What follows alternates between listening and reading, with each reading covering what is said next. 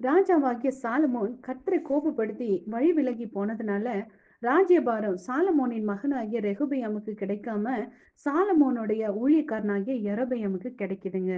ராஜ்யபாரம் அவனுக்கு கிடைச்ச சமயத்துல இந்த யெரொபெயாம் காரிய சமர்த்தனான வாலிபனாகத்தான் இருந்தான்.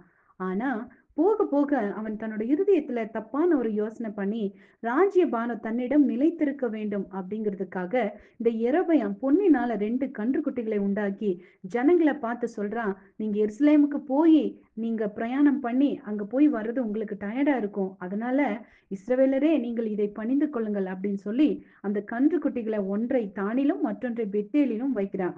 லேவியின் புத்திரராய் இராத ஜனத்தில் ஈனமானவர்களை ஆசாரியராக்கினான். தானே தன் மனதில் ஒரு நாளை நியமித்து பண்டிகையும் கொண்டாடினான்.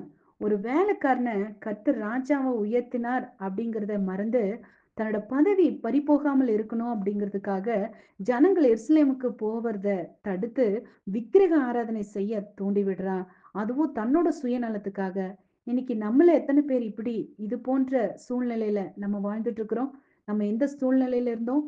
நம்மள எந்த சூழ்நிலையில இருந்து ஆண்டவர் எடுத்து நம்மளை உயர்த்தி வச்சாரு? இதெல்லாத்த மறந்துட்டு இப்போ சுயநலமா, சுயமா, நன்றி கெட்டத்தனமா இப்படி நம்ம வாழ்ந்துட்டு இருக்கிறது ஆண்டவருக்கு கொஞ்சம் கூட பிரியமே இல்லைங்க. நன்றி அறிதல் உள்ள ஜனங்கள் எப்பவுமே பயத்துடன் பாவமின்றி செயல்படுவாங்க.